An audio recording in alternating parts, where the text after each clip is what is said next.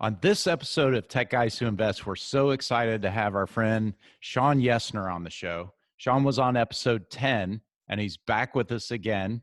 And we're really excited to have you on. Shawn, thanks for coming on the show. Yeah, thanks for the invite. I'm happy to be back. Well, the reason Shawn's on the show, because he's an awesome guest. If you haven't checked out episode 10, you should. But Shawn and I were in discussions because Shawn is my real estate attorney, and I'm looking to buy a note in Michigan. Well, within that note, you can see within the collateral files that this borrower has gone through a bankruptcy. And I didn't know who else to go to except my bankruptcy expert, Shawn Yesner. So I sent him a note saying, hey, what should I be looking for?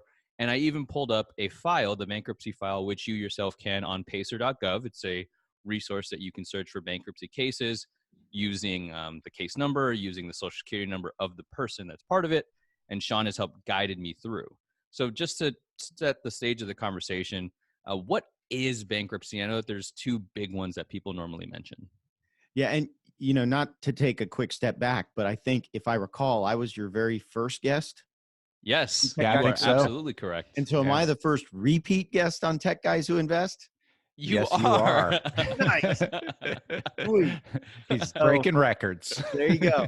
So the two things that you want to look out for, the two types of bankruptcy most people file, Chapter 7, which is liquidation, and Chapter 13, which is reorganization. Now, a lot of people will confuse that with Chapter 11, which is also a reorganization, but 11 is mostly confined to businesses or to people that don't qualify for 7 or 13. I've actually got one Chapter 11 case right now confirmed.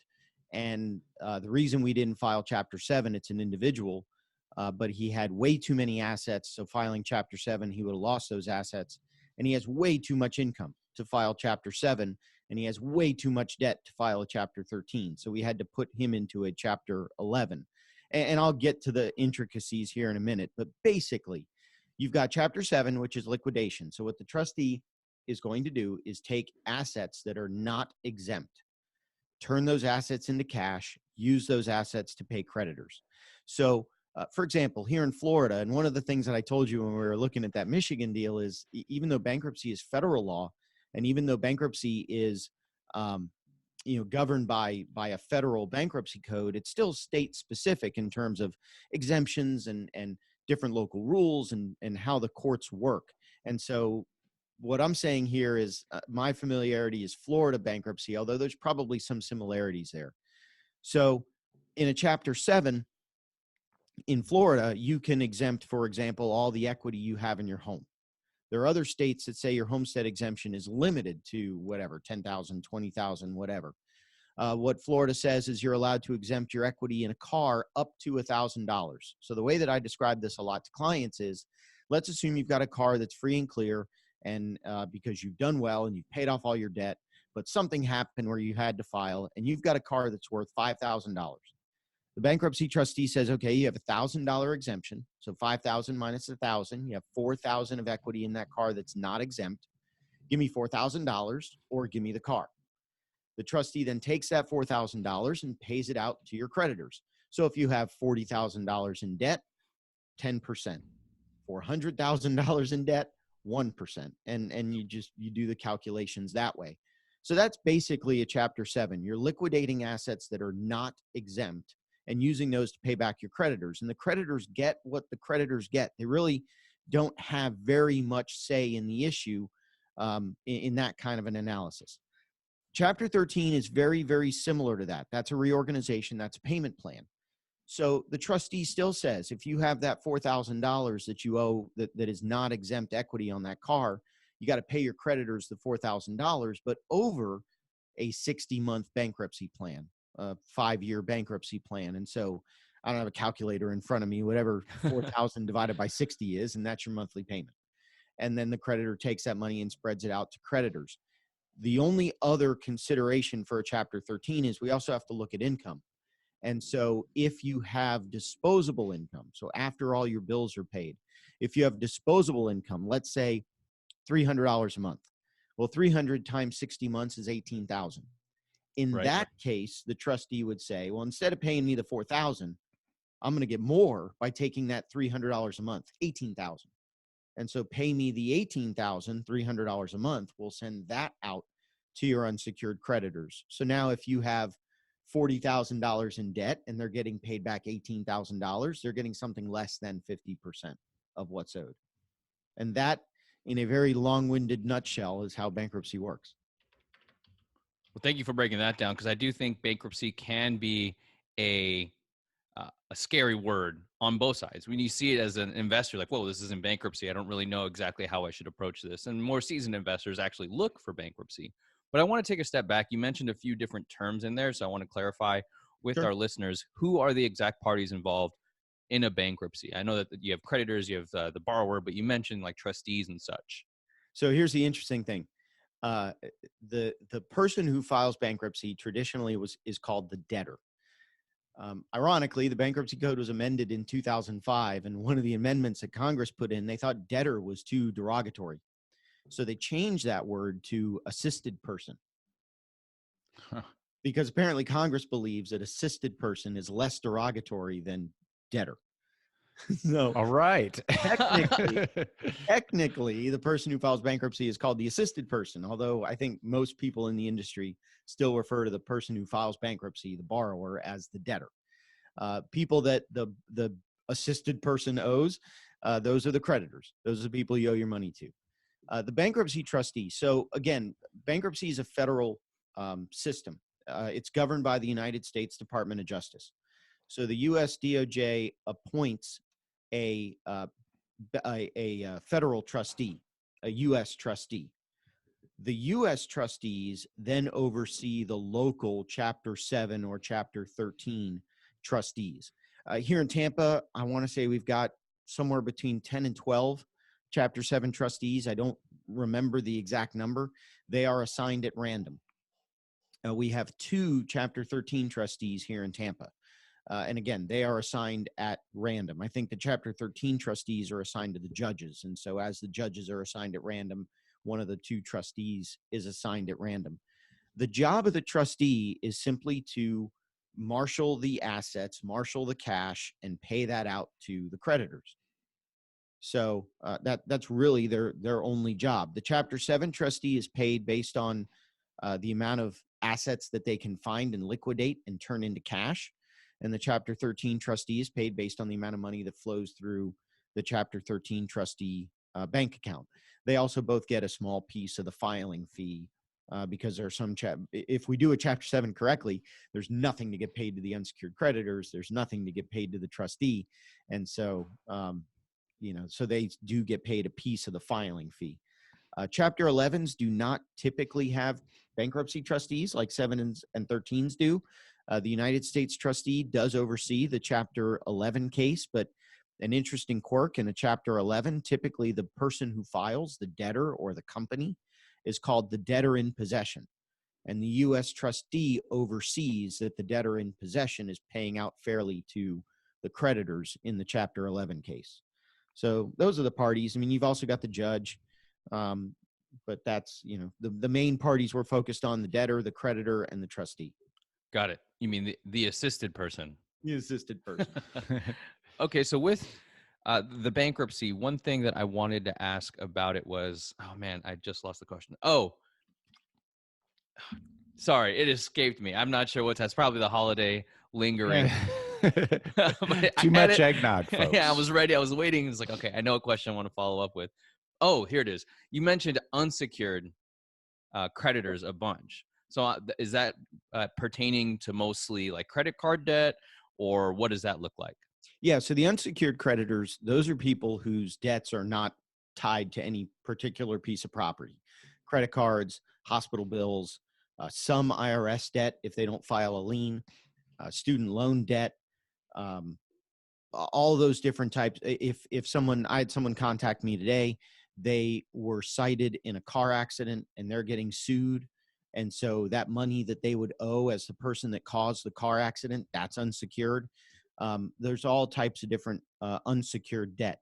Secured debt is a lot of times what you're interested in, Kevin, as the note buyer. That's where you have an asset that is tied to the debt, like a house or a car or rooms to go or the water softener system or, whatever. Some debt that if you don't pay it back, they can take the asset away from you. That's a secured debt. So, All right. Shawn, if someone is facing bankruptcy or they see bankruptcy is something likely to happen to them, are there things they could do to prepare for that? Definitely, yes. I mean, one of the things that we like to look at, the two things that we look at, first is income, and second is assets. Now, it's difficult to on the asset side. You own what you own. If people start moving stuff around prior to filing bankruptcy, the bankruptcy trustees can unwind that, especially if they start transferring stuff to what we call insiders, family members, friends, people like that. So I wouldn't suggest transferring around property prior to filing a bankruptcy. But definitely there is some planning we can do. So, for example, when we talk about your budget, one of the things that the 2005 amendments brought in was the means test. And so what the means test does basically is it takes a look at your last 6 months of income and then annualizes that number. And then we compare that to the median income for your household size.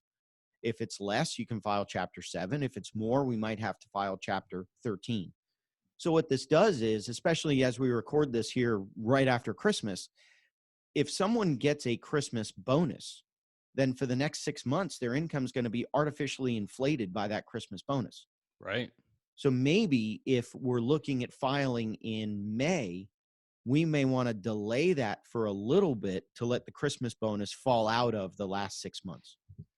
Or Ah, maybe someone took a pay cut.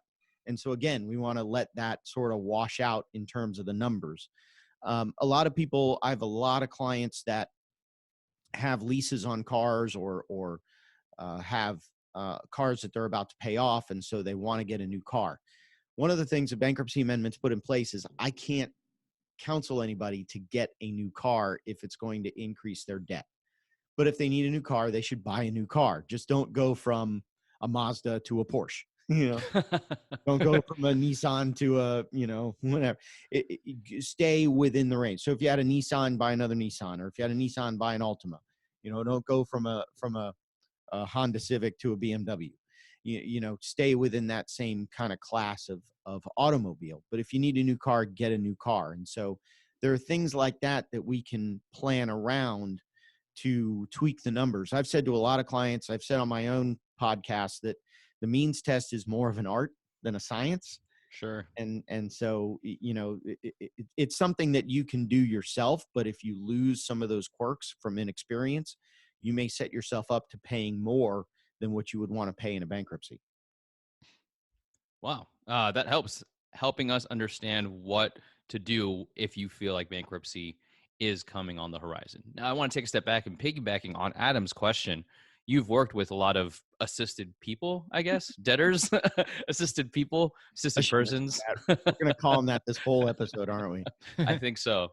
And what have you seen are the most common ways people end up in bankruptcy? And not to say that they are bad people for having No. bankruptcy, but just how did they end up there from in your experience? What are the most common ways?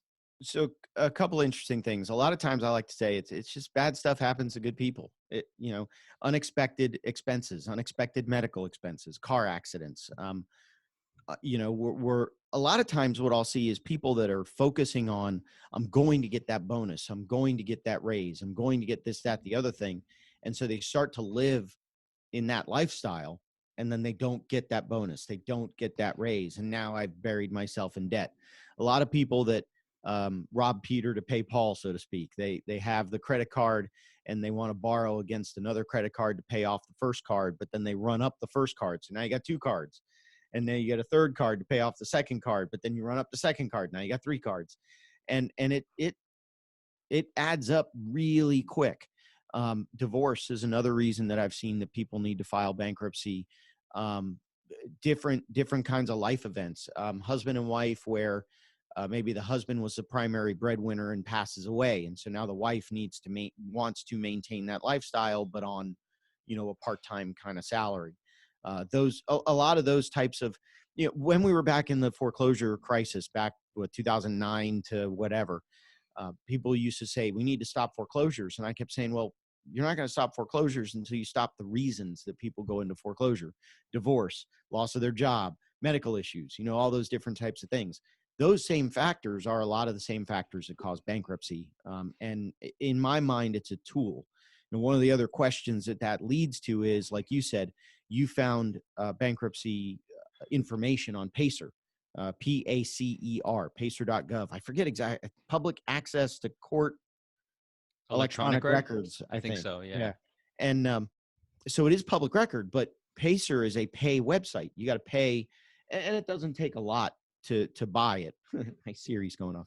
It doesn't take a lot to buy the information, but it is a pay site if you want to figure out who's filed bankruptcy. So on the one hand, it is public record, but on the other hand, it's really hard to find unless you know exactly what you're looking for. So people don't need to be afraid. Assisted people don't need to be afraid that when they file bankruptcy, they're going to wear what is it? The scarlet A or the scarlet B, scarlet letter. And they don't need to be afraid of that, because while it is public record, it's kind of hard to find. Yeah, agreed. I was only able to find it because I had signed an NDA or non-disclosure agreement to get access to this personal information because I was interested in buying this note, which is a pretty normal thing in the note investing space. So once I had that, I looked them up on Pacer. And the reason I did that is to understand, okay, I have the seller telling me that the Chapter 13 bankruptcy has been discharged, but I'm always a trust but verify. So I wanted to look it up myself and see what was officially on the record. And it said discharge, which is where I got confused and wanted to clarify with you. Right. So discharge means basically successfully completed. So when you see a bankruptcy has been discharged, whether it's a 7 or 13, that means successfully completed. If you see dismissed, that means the case is over and not successfully completed. So what you're looking for as the note buyer is probably a discharge. Although if it's in the middle of the bankruptcy, there's other things you can look for there as well. So it sounds like a lot of people find themselves in this situation due to a lack of financial education in some form. Again, not that they're bad people, but they've just not learned some healthy financial habits that would keep them out of this. Living below your means, saving and investing, those sorts of things. And I know you're a big financial education guy, and you have a book, Crushing Debt: 9 Strategies to Eliminate Financial Bullies. What are some of your favorite educational resources or pieces of advice you might give someone to start to practice more healthy habits and kind of avoid this in the first place? I think it's that robbing Peter to pay Paul. I think that's one of the issues if you find yourself on that hamster wheel. The other thing I would suggest is call your lender. I mean, right now, student loans are a huge issue in bankruptcy. And I know Tampa is one of the innovators in terms of, we just launched a mediation program similar to mortgage modification mediations, although I hope a lot better.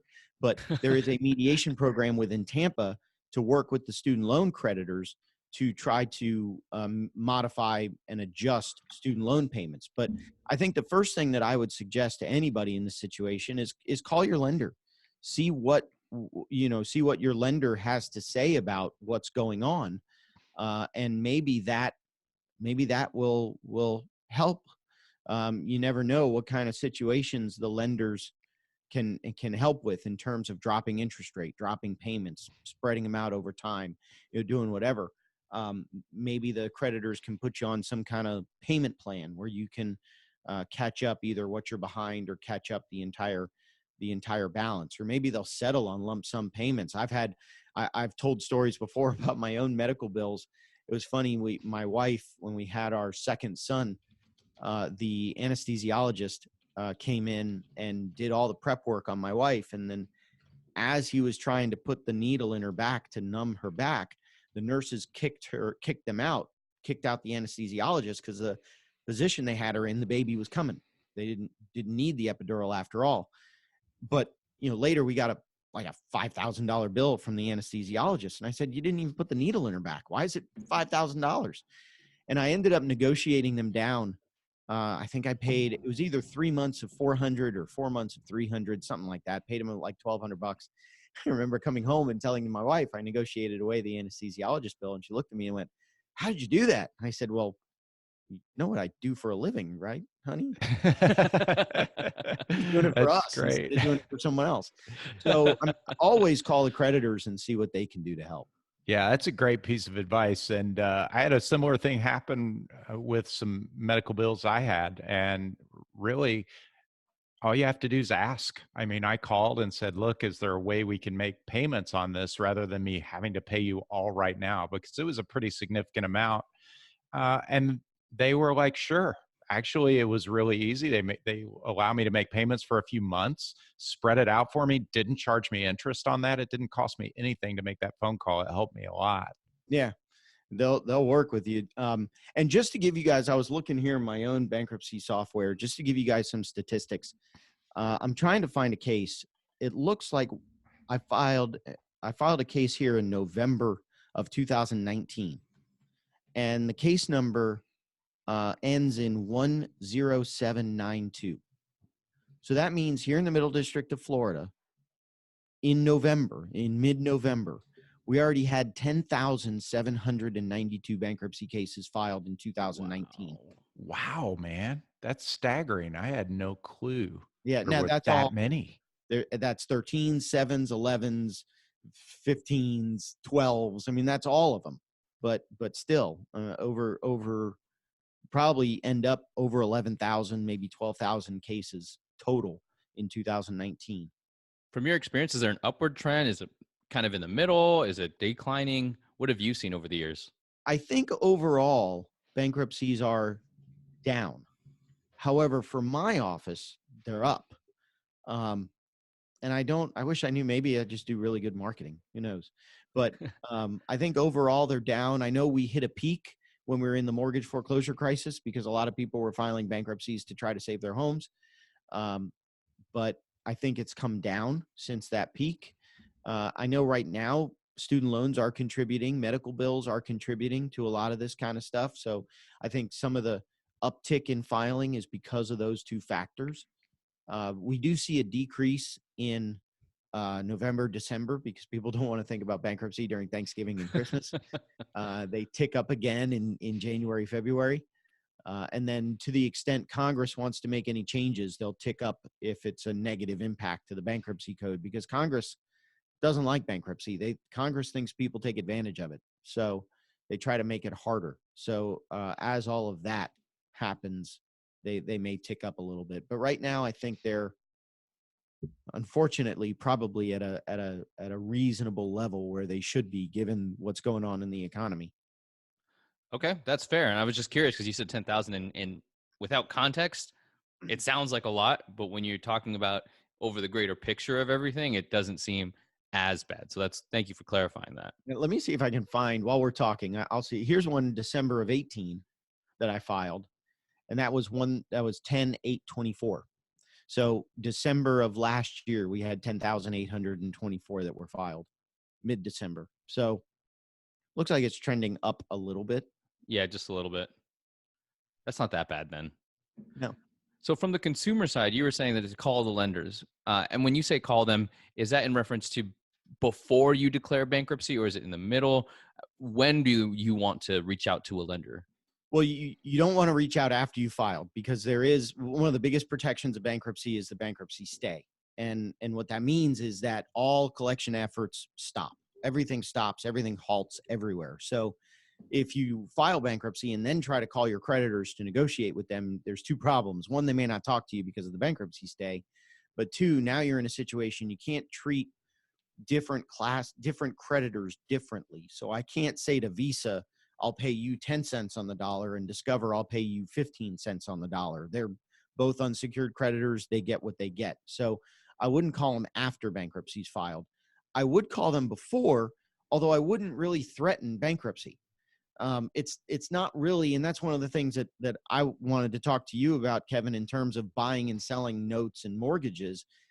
Bankruptcy really isn't a threat to the creditors anymore. They're going to get what they get. And it's, I said, I had people, a lot of times they get nervous about, well, if I don't pay Visa back, I borrowed the money, I have a moral obligation to pay it back. And I get it. And I respect it. And if they want to try to pay it back, let's try to create a budget and pay it back.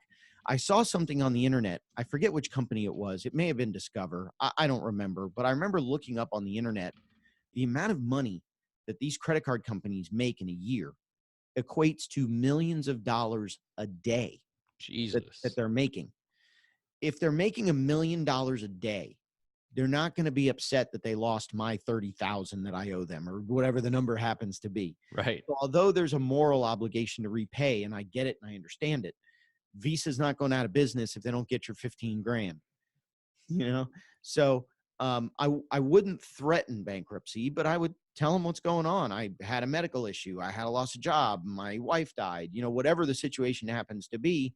Here's the situation that I'm in. Can you work with me? They may say yes. They may say no.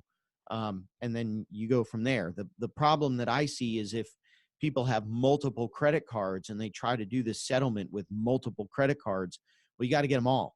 So if you settle out Discover and Visa, but MasterCard says, forget it, we want our money, we're going to sue you, the whole settlement house of cards comes tumbling down. So you either settle them all or don't settle them and look at bankruptcy or whatever the situation may be. All right. And that was actually a great segue into us talking about it from transitioning from the consumer side to the investor side. And I, as a note investor, I invest in debt, but secured debt. So if somebody isn't paying their mortgage, it becomes a non-performing note, which I can come in and I don't want to foreclose because I don't want to be a landlord. I want to help people stay in, but that is an option. So I haven't looked into bankruptcy, but I do know investors that have a strategy, particularly around bankruptcies. So if you see something as an investor, how can a bankruptcy, not necessarily you can take advantage of it, but it's something you can incorporate into your strategy as an investor?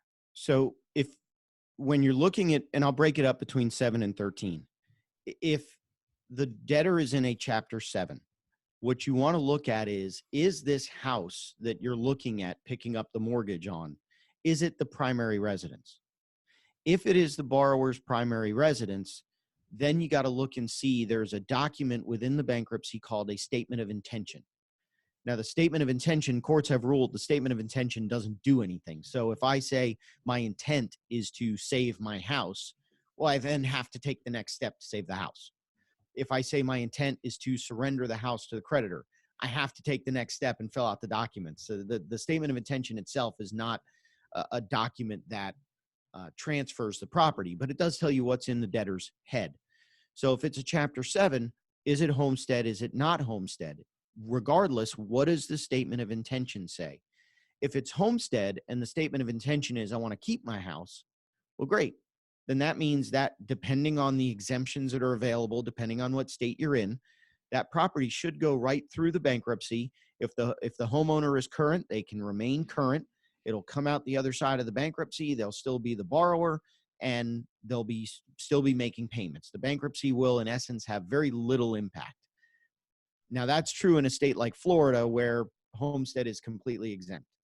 If homestead is not completely exempt, check with a local bankruptcy attorney because that analysis might change a little bit. If they say my intent is to surrender this property, or if it's not homestead property, if it's an investment property, what that means is that the trustee owns it. And so you can pick up this property from the trustee. Or if you're the note buyer, your note would still remain on that property. Whoever the trustee sells it to, your note would remain on the property. Now, there are some circumstances where if that house has negative equity, the bankruptcy court has the authority in some circumstances to drop the note down to the equity in the house. Oh, So wow. if it's a $100,000 house and it's a $125,000 mortgage, in some limited circumstances with non-homestead property, dependent on the state, they may be able to drop it from 125 to 100. Here in Florida, you cannot do that with a first mortgage. What you can do with a second mortgage. So same example, property's worth 100, you have 125 first and a $50,000 second. There's not a single penny of equity available to that $50,000 second. Right. In a situation like that, the court can, what we call, strip off that second mortgage. That $50,000 lien goes away in the public records. The $50,000 of debt now becomes unsecured debt, and they get paid consistent with the other unsecured creditors. but it's got to be a second mortgage on an upside down property. In a Chapter 13, the document you're looking for is the plan. So in a Chapter 7, it's the statement of intentions. In a Chapter 13, it's the bankruptcy plan itself. And the bankruptcy plan will serve the same purpose as the statement of intention. So the bankruptcy plan will tell you, I plan to keep this property. I plan to surrender this property. I plan to catch up the mortgage. So if you're trying to buy a property that's in the middle of a Chapter 13 and you look at the plan and you see that their goal is to catch up the mortgage, well, then you know you're going to get your monthly mortgage payments plus something to catch up the arrears. If they say my plan is to surrender it, then you know their plan is to surrender it and give it up. If you see that their plan is to try to modify it. So the plan will tell you what they intend to do with the house, and then you can evaluate as the note investor if they plan to do something good and try to modify it or catch up the arrears, go for it. If they plan to surrender the house and leave the lender holding the bag, you may not want to deal with it. Okay, so you're saying, just to clarify, statement of intent is a glimpse into how the assisted person, the debtor, is thinking, what the mindset they have of how they're going to approach their bankruptcy. Where 13, the plan is telling you, laying out, this is the steps that they're going to take, whether they're going to forego the house or whatever it may be for that the bankruptcy. Is that right? Yeah, I mean, despite all the terms that the bankruptcy code put in place, I think these two it got right. So as the debtor, what is my intention? I'm going to state my intention with regard to these various secured properties or leases or whatever. And then in a Chapter 13, what is my plan to catch up? So the terms themselves sort of make sense with what's going on. Now, would these documents be available after something has been discharged, or would that only be if it was in the midst of an actual bankruptcy? Both of these documents, whether it's the statement of intentions or the plan, typically are filed right at the beginning of the case. There are some exceptions where a plan doesn't have to be filed right away. I mean, my office, the way that I like to work is I like to file a full petition right off the bat. So the day I hit that button and file, every document relative to the initial petition. If it's a 7, the statement of intentions will be in there. If it's a 13, the plan will be in there. And the majority of my cases, 99 out of 100, those are all filed on the first day. Okay. So with that being said, for one of the Michigan note, for example, it said the discharge was sometime this year. If I understand that correctly, that means that from a Chapter 13 perspective, they have fulfilled all of their payments. The last payment was on that date. Is that how that works itself out? Sort of. So sometimes the day that the last payment is made doesn't necessarily coincide with the discharge date. But what it means is that, yeah, they successfully paid all of their payments. So you would want to look at the plan. You'd also want to look at the confirmation order. So in a Chapter 13, we have a confirmation hearing, which again is exactly what it sounds like. The debtor, the creditor, the judge, the trustee, everybody gets together at a hearing. And in Tampa, we do 50 of these in a 3-hour block or whatever it is. But everybody gets in a room and the trustee says, I approve of the debtor's plan. The judge says, cool. All the creditors say it's okay. That's the plan. So you want to look at the confirmation order to see, you look at the plan. What did the debtor intend to do? Then you look at the confirmation order. What did they actually do? And then you look at the discharge. Okay, they've made all their payments. So in that Michigan case, if they had been given that they had been discharged, and if I recall, their plan was to either continue making or catch up all the mortgage payments. So you should have a pretty good comfort level that the mortgage you were buying was not only current, but now unaffected by the bankruptcy, since the bankruptcy is eliminated. Right. Discharge completed. Okay, that makes sense. So from bankruptcy perspective, as a note investor, it makes sense because you're buying debt. You know that you are looking to buy debt. So whether it's a performing note and it's gone through the bankruptcy, like the one I'm looking at in Michigan, or if it's a non-performing and there's bankruptcy happening, you know that there's some problem you can solve there as part of the debt, knowing that you're going to buy that mortgage. How would that apply for a multifamily investor like Adam or any of our listeners that invest in multifamily? How can they leverage an understanding of bankruptcies to um, progress their investing careers? So only an individual can file a Chapter 13. If an entity, an LLC or corporation wants to file bankruptcy, they have to file a Chapter 11, which is, judges don't like it when you say this, that a Chapter 11 is way more complex than a Chapter 13. Maybe they're cousins, they're not necessarily similar. Um, a a business can also file a Chapter 7 and liquidate its assets. If you're looking at a multifamily and you see a Chapter 7, in my mind, that would be a huge red flag, because what we're basically saying is in essence, we're going to give up this multifamily to the bankruptcy trustee. I can't really foresee except an extreme situation where that might happen. In a Chapter 11, you still also want to look at the Chapter 11 plan. But I can tell you, in the Chapter 11 I filed, even though I filed everything up front, it still took me about a month and a half to get the plan put together. And the plan is a lot more complex. But you still, as a multifamily investor, if there's an apartment building that's in bankruptcy, it's the same basic concepts. What does the plan say? What is the debtor going to do? How are they going to, what mortgages are against this property? How are they going to cure these mortgages? Are they current? Are they going to catch them up? All that information should be in the bankruptcy petition and in the plan. And so you would just review it and go from there. So, Shawn, in your book, Crushing Debt, you talk about financial bullies.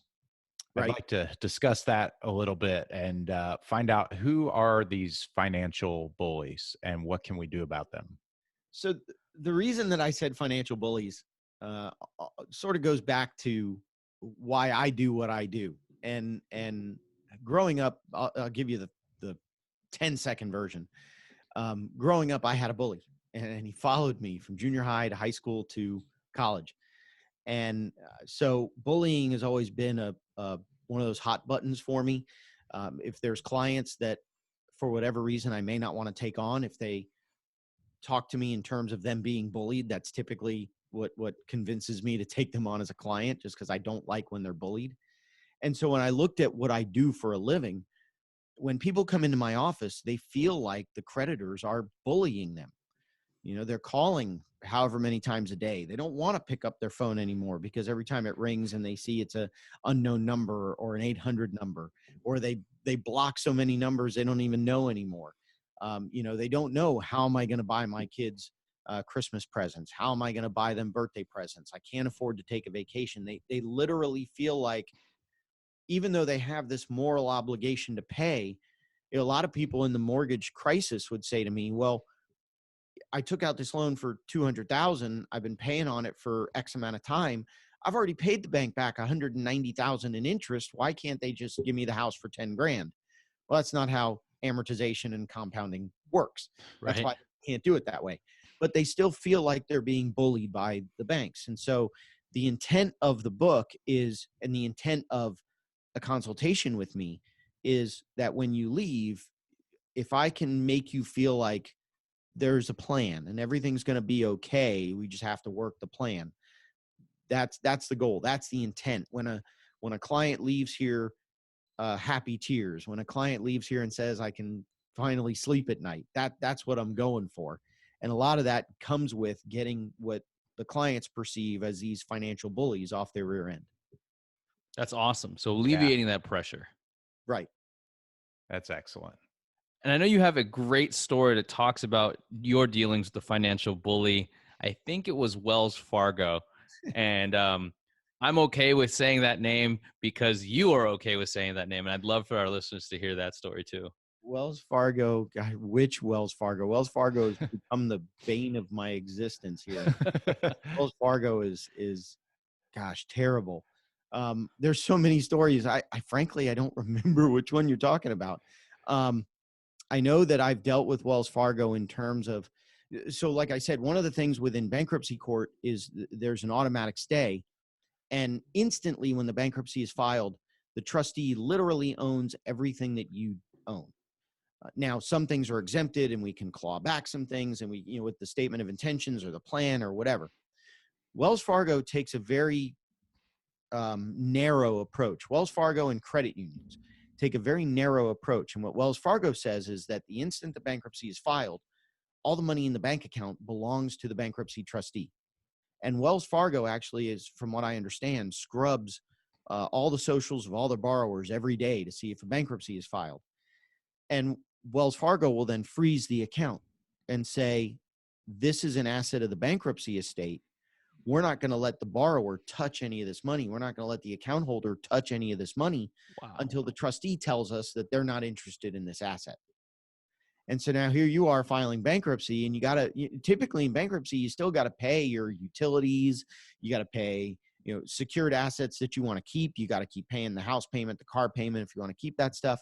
And so here you are filing bankruptcy. You got some money in the bank account. Now Wells Fargo freezes it because they say it's technically property of the bankruptcy estate. And now you can't pay your electric bill. You can't pay your kids' tuition. You can't pay, whatever. And we've been able to send notices to the trustee and get them to send to Wells Fargo a document that says, we're not interested. This is not, we're not going to make a claim to the money in the bank account. And then Wells Fargo unfreezes it.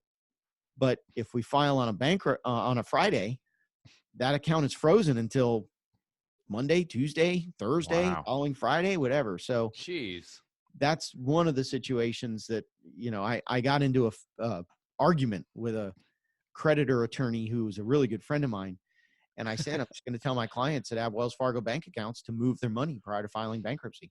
Close out Wells Fargo, move it somewhere else. I don't care, Regions, Bank of America, whatever, and file. And then that way Wells Fargo won't freeze your bank account. Because what if you have money to pay for groceries or anything to live? Yeah.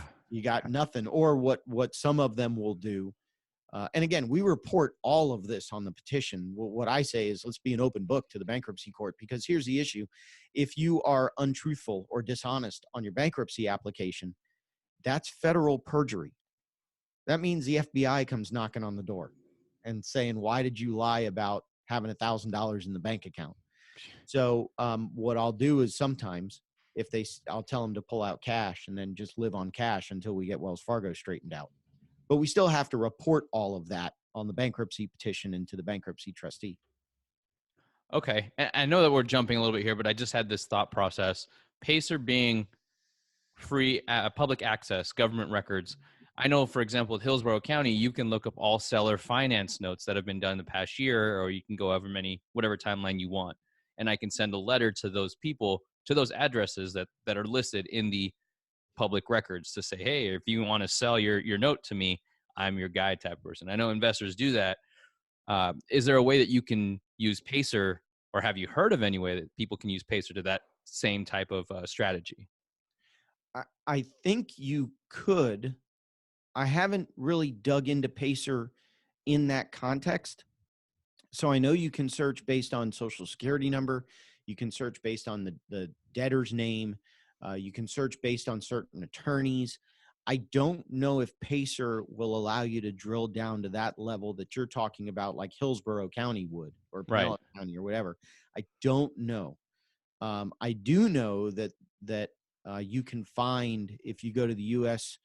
Department of Justice website, you can find all the Chapter 7 trustees in Tampa, and you could send, and I hate to say this because now they're all going to get a flood of letters, but you could literally send the trustee a letter and say, hey, I'm a note buyer, here's my resume, or hey, I'm a property buyer, here's my CV, here's my experience level, here's this, here's that.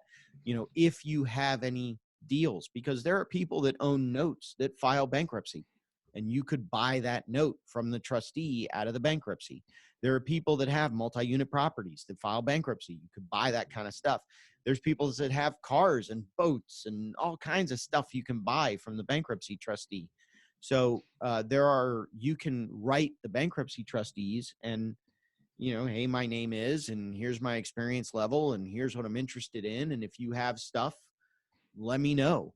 I had a client that filed a Chapter 7. He had a web hosting company. And by the time we filed the bankruptcy, he had like 12 accounts. I mean, it was literally nothing. But another friend came in and called the trustee and said, hey, I'll pay each of those accounts was paying like $100 a year. And he said, I'll pay you, $1,000 and I'll take over the hosting of those accounts. And the trustee said, okay. Interesting.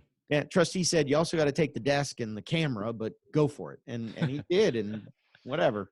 So there's all kinds of stuff you can buy out of bankruptcy cases. So for people who have gone through a bankruptcy, are there limitations about them being able to invest? Are they able to invest in assets after going through a bankruptcy?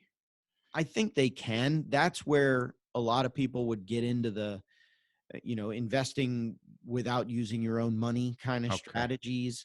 Right. Some of the subject to strategies, some of the flipping strategies. There are lenders that will give people credit within, I think, 2 or 3 years, depending on the type of credit of filing a bankruptcy. Hard money guys. So to the extent, you're a hard money lender and somebody just went through a rough patch and they need a loan, you can give them a loan. Okay. There's nothing that prevents that. But that's typically what I tell people is this will be on your credit 7 years, but it'll only impact your credit for 2 or 3. My best success story is I had a husband and wife couple that filed Chapter 7. He was a realtor. She had a small bookkeeping company. They filed Chapter 7, and about 2 years later, they bought a house on a golf course in Sarasota, about 300 grand. He had discovered the international market. So he was working with a ton of international buyers, and they were buying left, right, up, and down. She had used networking and grown her bookkeeping business where she had a ton of recurring revenue with all kinds of different clients. And so within 2 years of filing a Chapter 7, they bought a $300,000 house on a golf course in Sarasota. Wow. Man, Not too they're bad. probably my best success story so far. I actually just had another client, and this is a topic for another day. I know we're probably running out of time, but I had another client who went through a bankruptcy, when I was with my old firm. So this is 6-7 years ago. He came to see me recently because he was buying foreclosure sales. The problem is he was buying foreclosure sales from the associations. And so they all have first mortgages in front of them. Sure. And so he's paying $60,000, $70,000, $80,000 for a $100,000 property with $100,000 first ahead of him. So he's dug himself into another mess. But Oh. I typically don't get repeat clients, but my point is he's buying, he's investing $60,000, $70,000 a pop 6-7 years after filing in Chapter 7. Nice. So Shawn, I have a question around debt to take us out. So Sure. I know that you really focus on helping people crush debt, and I have talked to a few people, friends of mine, who've wanted advice about should they pay off all of their consumer debt before they start to invest. And I was curious what your thoughts are on that. So it's interesting because one of the factors that makes up your credit score is your utilization of credit. And so you typically don't want to pay all your credit down to zero because then you have no history, you have no debt. Plus what the credit agencies look at is, okay, you paid all your debt down to zero. That's great. But now you can borrow all this money and dig yourself into this huge hole. So I think I think the answer is it depends. I think it depends on how much debt are we talking about. If it's someone that's got 10 grand and you want to pay it down and invest, go for it. If it's someone that's got 100 grand, maybe you invest and you use those investments to pay down the 100 grand in debt. I think it really depends. I think it depends on your discipline. If you pay down that 100 grand, are you going to run it back up again? So, how disciplined are you in terms of your debt and your investing and your finances? One of the tricks that I've given to a couple of different friends of mine, I carry around a little book that would fit inside like your back pocket. And I write down all my expenses. I write down every time I pay something, I write it down. And something like that, something like what Kevin's got. Yeah. And then I show it to my wife. And that has cut down my spending because I've got to explain to her why I bought what I bought. And so and it helps me to track it to say, oh my gosh, I spent X amount of dollars on, beer or whatever it was. Um, so that's helped me cut down my spending. But I think it just depends on your level of accountability. I took that strategy of tracking whatever you're going to spend. I think it also has helped me when I'm tracking my time, how I go about the day. A little bit of a digression, but I think that helps a lot because you start to see, oh wow, I just took a break to whatever BS on the internet, and next thing you know, it turns into half an hour. You're like, oh, that was a bad idea, or something like that, right? You become more aware, which I think is huge. Well, Yeah. and so getting ready for today's recording, I had like 7 minutes left to go before we started recording. And I'm like, should I start on that motion or let me play on Facebook for a little, and then log into the call. All right. Well, speaking of that, as you know, as one of our former guests, we love to ask questions about tech. And what is a piece of technology that is just making your life easier, or that you can see making your life easier going into 2020? So I stumbled on another podcast that I listened to, turned me on to Apple has the Shortcuts program, which is not native to the iPhone. Maybe it's native to some of the later versions of the iPhone, but it's not native. But it is an Apple product. It is free. And what it does is it strings together commands. And so that has freed up a ton of time. So one of the shortcuts that I have is a networking connection. So if I met you, for example, Kevin, at a networking event, I would take your business card and I would type in, I'd run the app on the networking. I'd run the networking shortcuts app on the iPhone, and it asked me to put in this particular one, asked me to put in your name, your email, and then what we talked about. And then it automatically creates an email that shoots out to you that says, hey, I met you at such and such networking event, and here's what we talked about, and here's a link to my podcast, and here's a link to my book, and here's a link if you want to schedule an appointment, and I hope to talk to you soon. And Wow. it takes all of however long it takes to type in name, email, and what we talked about. There's other stuff on there, like, for example, it can toggle on and off the flashlight when I'm cooking on the grill. Or one of the other things I use it for, when I take pictures of the kids and I want to send it to my mom and dad and sister, it has a thing there where you run the other particular program. It picks out all the different photos you want, puts them in a text, and shoots it out to my family. Wow. So That's cool. so cut down on just stuff that I do every day. It saved me a ton of time. Yeah, that's awesome. I'm going to have to check that out. Yeah, it's called Shortcuts. It's Shortcuts. only available if you have an iPhone, although I would assume Android is coming out with something. But yeah, it's called Shortcuts. There's I don't know if you can see the little purple one right there. Yeah, Oh, for yeah. those watching the video, we'll have this little screen capture in there for you. Yeah, right next to my Ring Central app. It's awesome. Oh. Well, Shawn, thanks so much for coming on. We've really enjoyed having you on. Again, our first repeat guest. First repeat guests. Tell us where people Take can that, find Tyler out about Jeff. you. Sorry? Let us know where people can find out about you, and don't forget to tell them about your podcast. Oh, yeah. So the easiest place is at the website, which is yesnerlaw.com, YESNER law.com. There is a link to the podcast on the website that is part of the RSS feed that updates. One of my goals in 2020 is to do more. I have crushingdebtpodcast.com. And so one of my goals is to do more with that website as well. The book is available on Amazon. It's also called Crushing Debt. Everything, I'm getting new shirts printed up, but everything should be branded with Crushing Debt or Yesner Law. Awesome. Thanks, Shawn. Yep. Thank you guys.